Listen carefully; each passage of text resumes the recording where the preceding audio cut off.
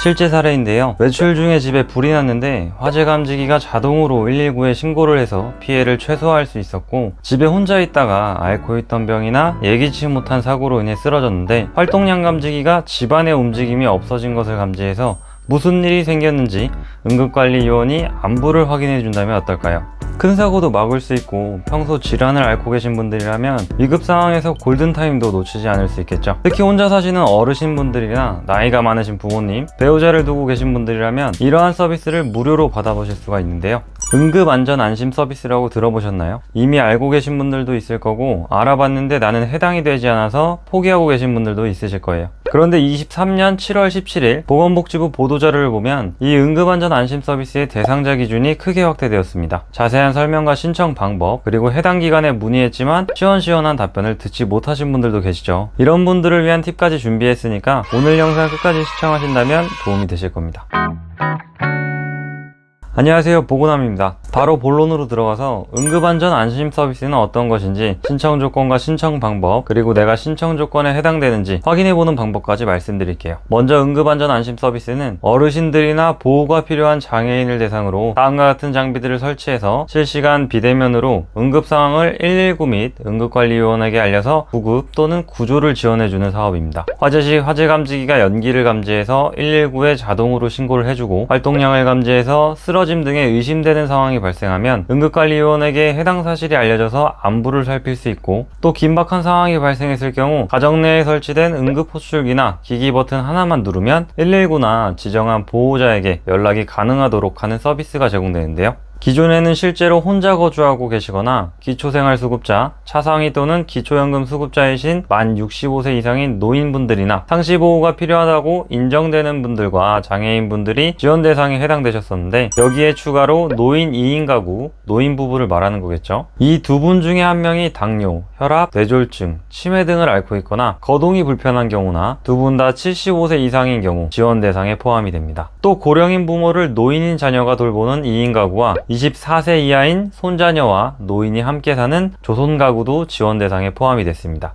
정리해보면 다음의 조건에 해당되시면서 홀로 사시는 노인 외에도 노인 부부 가구 중에 건강상의 어려움을 겪고 있는 가구, 고령의 부모를 노인인 자녀가 돌보는 2인 가구, 손자녀와 노인이 함께 사는 가구 등이 이번 대상자 기준에 포함이 돼서 많은 분들이 혜택을 받아보실 수 있을 거예요. 신청 방법은 가까운 읍면동 행정복지센터에서 방문 또는 전화로 본인 및 대리인이 신청이 가능하다고 하니까 배우자분이나 부모님, 가족분들이 걱정되시는 분들은 신청해 보시는 게 좋겠죠. 그런데 행정복지센터에 물어봤더니 응급안전 안심 서비스가 어떤 걸 말씀하시는 걸까요? 라고 되묻거나 그런 거 없다고 하시는 직원분들도 있을 수 있어요. 행정복지센터 직원분들도 직책마다 담당하는 부서가 다를 수 있고 사람이다 보니까 모든 것을 다 알고 있긴 힘들겠죠. 그리고 드물게 가끔 불친절한 직원분들도 계실 수 있어요. 이런 말씀을 드리면 행정복지센터에서 일하시는 분들은 싫어하실 수도 있지만, 먼저 전화로 응급안전 안심 서비스 신청 조건이 되는지 확인하고 싶다고 말했는데 직원분과 대화가 원활하게 진행이 안 된다 싶으시면 이렇게 말씀해보세요. 23년 7월 17일에 보건복지부 보도자료를 보니까 응급안전 안심 서비스 대상자 기준을 확대한다고 읍면동 행정복지센터에 방문이나 전화로 신청할 수 있다고 나와 있는데 거기 행정복지센터 아니에요? 라고 말씀하시면 그런 거 없다고 하시는 직원분들이라도 담당자 확인해서 다시 연락드린다고 하고 적극적으로 알아봐 주실 겁니다. 직원분 답변이 명확하지 않을 경우 이렇게까지 하지 않으면 정말 이런 혜택을 신청해서 받을 수 있는 분인데도 나는 안 되나 보다 하고 그냥 지나칠 수도 있는 거잖아요. 단 무작정 전화해서 이렇게 말씀드리라는 게 아니라 위 조건에 해당되시거나 내가 이 기준에 해당되는지 잘 모르겠다 하시면 물어보세요. 다짜고짜 전화해서 이렇게 따지시라고 말씀드리는 게 아닙니다. 그리고 행정복지센터는 신청하시려는 분이 실제 거주하고 있는 동의 행정복지센터로 문의하시면 신청 조건에 해당되는지 조회도 해볼 수 있기 때문에 진행이 빠르실 거예요. 그래서 본인이 사는 동 이름이 예를 들어 두정동이다 하면 인터넷에 두정동 행정복지센터라고 검색하시면 연락처가 있으니까 이렇게 연락해 보시면 되고, 추가적으로 위에서 말씀드린 조건 외에도 기초지자체장이 생활여건, 건강상태 등을 고려해 상시보호가 필요하다고 인정하는 사람도 혜택을 받아볼 수 있는데요. 이 부분은 각 지자체별로 인정되는 조건이 다를 수 있기 때문에 제가 조금 전에 말씀드린 조건에 해당이 안 돼서 이 조건까지 확인해보고 싶다 하시는 분들은 관할구청이나 관할시청에 전화하셔서 노인응급 안전안심 서비스 담당 부서를 연결해달라고 하셔서 자세한 조건을 들어보시고 해당이 된다면 신청하시면 됩니다.